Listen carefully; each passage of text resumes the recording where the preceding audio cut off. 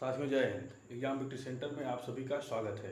दोस्तों, पेट परीक्षा के ध्यान में रखते हुए उसके अंतर्गत इंडियन इकोनॉमी के अंतर्गत हम लोगों ने पंचवर्षीय योजनाओं के बारे में पिछली वीडियो में पढ़ा था, जहां पर हम लोगों ने पहली योजना से लेकर के 7वीं पंचवर्षीय योजना तक पढ़ा था। बीच में योजना अवकाश के बारे में भी हम लोगों ने पढ़ा था।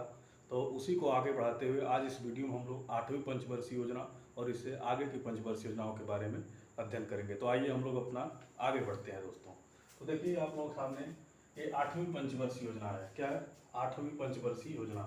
तो सब लोग देख सकते हैं ये जो 8वीं पंचवर्षीय योजना है ये 1 अप्रैल 1992 से 31 मार्च 1997 तक चली थी। ठीक है, इसकी प्राथमिकता क्या किया गया था? इसमें रोजगार वृद्धि, आधुनिकीकरण, आत्मनिर्भरता जो है इसका प्रमुख प्राथमिक उद्देश्य थे। ठीक है, इसका जो डेवलपमेंट रखा गया था यानी विकास दर का जो उद्देश्य रखा गया था वो 5.6% रखा गया था। और इसका जो गेन हुआ दोस्तों ये 6.8% इसका गेन हुआ। ठीक है, इसके अंतर्गत जो प्रमुख कार्य हुए वो क्या हुए? इसके अंतर्गत दोस्तों देख लीजिए यहाँ पे, इसके अंतर्गत पीएम रोजगार योजना की शुरुआत होती है और साथ ही साथ में एलपीजी सिस्टम आता है। दोस्तों आप लोगों को पता है कि 1997 ये क्या है, पीवी नरसिम्हा राव की सरकार इस समय होती है भारत में। तो एलपीजी सिस्टम जो है उन्हीं के द्वारा लाया गया था। आप लोगों को पता ही है, एल का मतलब लिबरलाइजेशन, पी का मतलब प्राइवेटाइजेशन और जी का मतलब ग्लोबलाइजेशन। ठीक है, तो ये हमारा 8वीं पंचवर्षीय योजना का ये प्रमुख चीज़ें हैं जो आप लोग इसे चाहे तो स्क्रीनशॉट ले सकते हैं, नहीं तो इतना आप लोग पढ़ लीजिए दोस्तों। ठीक है, अब आइए हम लोग अपने 9वीं पंचवर्षीय योजना के बारे में पढ़ते हैं। ये 9वीं पंचवर्षीय योजना जो है हमारी 9वीं पंचवर्षीय योजना 1 अप्रैल 1997 से 31 मार्च 2002 तक चलती है। ठीक है, ये योजना हमारी कब से चलती है? 1 अप्रैल 1997 से 31 मार्च 2002 तक ये योजना चलती है। इसमें जो प्राथमिकता रखा गया था यानी जो मुख्य उद्देश्य रखा गया था वो मानव विकास के साथ साथ यानी मानव विकास करना था यानी ह्यूमन डेवलपमेंट, और साथ ही साथ में न्यायपूर्ण वितरण एवं समानता पर बल दिया गया था। जो भी चीज़ें जो मान लीजिए जो चीज़ें बनाई जा रही है, कुछ योजना बनाई जा रही है, कुछ अन्य जो चीज़ें लाई जा रही हैं, तो वो कैसे न्यायपूर्ण वितरण यानी सभी तक लोगों को तक पहुंच सके। ठीक है दोस्तों, एकदम न्याय के साथ सभी लोगों तक पहुंच हो सके उस योजना की, या वो जो सुविधा सरकार द्वारा दी जा रही है उसकी, उस पर बल दिया गया था। और साथ ही साथ समानता पर बल दिया गया था यानी किसी के साथ भेदभाव न किया जाए, सबको समान रूप से जो उसके योग्य है उनको उसका लाभ मिल सके। ठीक है, और फिर देखिए इसका जो डेवलपमेंट रेट था उसका उद्देश्य जो रखा गया था वो 6.5% रखा गया था, लेकिन इसमें जो गेन हुआ था दोस्तों आप लोग देख सकते हैं ये 5.5% रहा था। तो दोस्तों एक तरह से योजना असफल रही थी। दरअसल यह योजना जो है यह योजना दोस्तों अंतरराष्ट्रीय अंतरराष्ट्रीय अंतरराष्ट्रीय अंतरराष्ट्रीय मंदी के कारण असफल रही थी।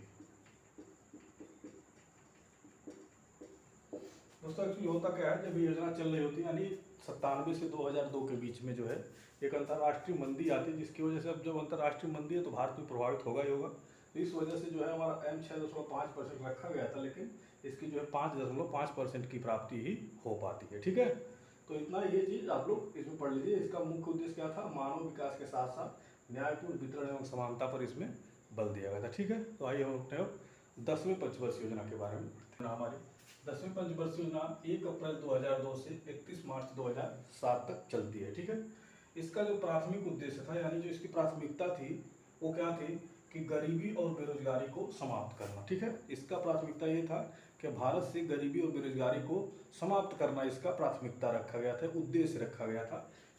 और साथ ही साथ में इसका दूसरा क्या था कि अगले 10 वर्षों में प्रति व्यक्ति आय को दोगुना कर देना है। यानी अगले 10 वर्षों में प्रति व्यक्ति आय को बढ़ाकर कितना कर देना? दोगुना कर देना। यानी आज अगर आय प्रति व्यक्ति कितने रुपए? 5 रुपये है, तो अगले 10 वर्षों में कितना कर देना? 10 रुपये कर देना। ठीक है दोस्तों, ये जो इसका जो डेवलपमेंट रेट यानी विकास दर था उसका उद्देश्य रखा गया था 8%। कितना? 8%। और जो प्राप्ति होती है, गेन होता है दोस्तों, वो 7.7% होती है। तो यानी आप कह सकते हैं कि ये योजना जो थी लगभग सफल रही थी। ठीक है दोस्तों, 8% उद्देश्य रखा गया था और 7.7% जो है इसकी प्राप्ति हो गई थी, तो लगभग सफल ही था। ठीक है, तो आइए हम लोग अपने 11वीं पंचवर्षीय योजना के बारे में पढ़ते हैं। ठीक है, पंचवर्षीय योजना है हमारी 11वीं पंचवर्षीय योजना 1 अप्रैल 2007 से 31 मार्च 2012 तक ये योजना चलती है दोस्तों। पंचवर्षीय योजना है तो 5-5 वर्षों तक चलेगी। बीच में वार्षिक योजनाएं आपकी चली गई थी जिसे योजना अवकाश के रूप में जाना जाता है। टोटल 3 है, वो मैंने आपको बताया, पिछली वीडियो में आप लोग जाके देख सकते हैं। ठीक है, तो प्राथमिकता इसमें क्या रखा गया था, इसका जो उद्देश्य रखा गया था, तीव्रतम एवं समावेशी विकास, जिसे रैपिड एंड इंक्लूसिव ग्रोथ कहते हैं। ठीक है दोस्तों, इसमें यानी तीव्र रूप से यानी जल्दी से, रैपिड रूप से जो है विकास करने के लिए, और साथ ही साथ में विकास जो समावेशी यानी सबका विकास किया जाए, ऐसा इसका प्राथमिकता रखा गया था। इसका जो डेवलपमेंट रेट यानी दोस्तों जो विकास दर था, उसका उद्देश्य रखा गया था 9%। ठीक है, कितना, 9%। और इसका जो प्राप्ति हुआ हमको, वो कितना हुआ, 7.9% की प्राप्ति हुई। ठीक है दोस्तों, और देखिए ये 7.9% की जो प्राप्ति है दोस्तों, अभी तक चलाई जाने वाली जितनी भी पंचवर्षीय योजना थी उसमें ये अभी तक की अधिकतम थी। क्या थी, अधिकतम थी, अधिकतम थी, है ना, अधिकतम थी अभी तक की, अधिकतम अभी तक की। दोस्तों अभी तक जितना भी गेनिंग हम लोग किए थे पिछली पंचवर्षीय योजनाओं में, उसमें 7.9% ये अभी तक की अधिकतम गेनिंग थी हमारी। ठीक है, किसमें, 11वीं पंचवर्षीय योजना में अभी तक की अधिकतम गेनिंग थी, यानी मैक्सिमम टिल नाउ। ठीक है, इसमें देखिए दोस्तों जो प्रमुख कार्य हुए थे इस पंचवर्षीय योजना के कार्यकाल के दौरान, तो देखिए इसमें क्या क्या हुए थे। आम आदमी बीमा योजना शुरू किया गया था गरीबों के लिए, साथ ही में राजीव आवास योजना की शुरुआत हुई थी, और इसमें प्रधानमंत्री आदर्श ग्राम योजना की भी शुरुआत इसी पंचवर्षीय योजना के कार्यकाल में हुई थी। ठीक है दोस्तों, आप लोग समझ सकते हैं इसको।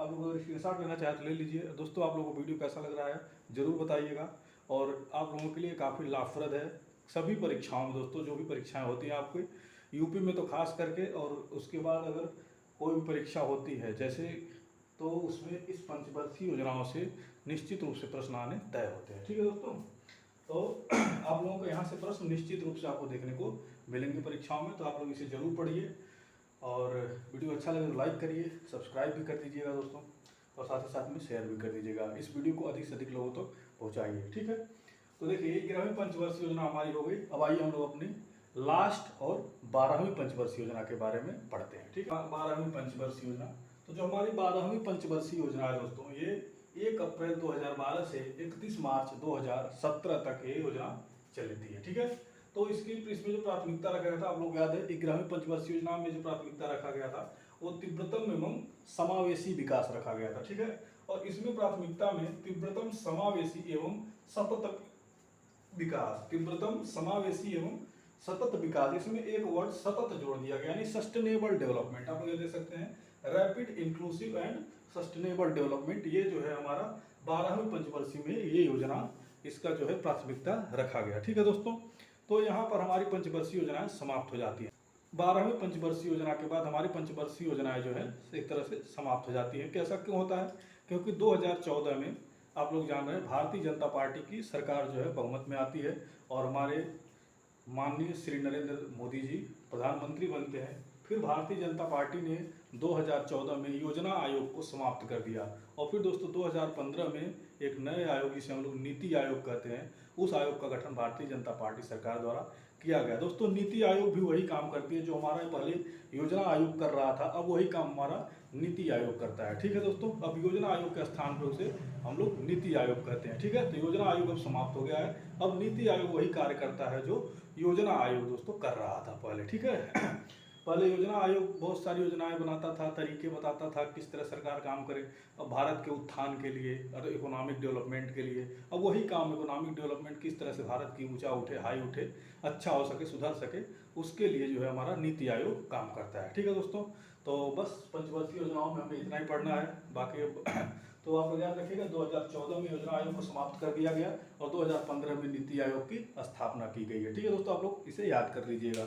ठीक है, और कमेंट में दोस्तों जरूर बताइएगा आप लोगों को वीडियो कैसा लगा है, और इस वीडियो को देखने से पहले आप लोग पार्ट 1 जरूर देखिएगा, जहाँ पर हम लोग पहले से लेकर के पहली पंचवर्षीय योजना से लेकर के 7वीं पंचवर्षीय योजना तक पढ़े हैं, और साथ ही साथ उसमें हम लोग योजना अवकाश के बारे में भी चर्चा किए हैं, योजना आयोग के बारे में हम लोग पढ़े हैं, वहाँ पर हम लोग राष्ट्रीय विकास परिषद के बारे में भी पढ़े हुए हैं। तो आप लोग दोस्तों एक बार जरूर जाके पहले वीडियो तक विजिट कीजिएगा, और इसका जो पार्ट 1 है वो भी आप लोग जरूर देखिएगा, और इसे भी देखिए, और साथ ही साथ एग्जाम विक्ट्री सेंटर से आप लोग जुड़े रहिए, अन्य आगे की जो तैयारियां हैं वो आपको काफ़ी बेहतर ढंग से कराई जाएंगी। दोस्तों आप लोगों को जुड़ने के लिए बहुत बहुत धन्यवाद, और आप लोग इसी वीडियो को अच्छा लगे तो लाइक करिएगा, सब्सक्राइब करिएगा और शेयर भी कर दीजिएगा दोस्तों, ताकि आप लोगों को अगली जो वीडियो आए उसका नोटिफिकेशन आप लोगों को मिलता रहेगा। ठीक है दोस्तों, फिर मिलते हैं हम लोग अगली वीडियो में। जय हिंद दोस्तों।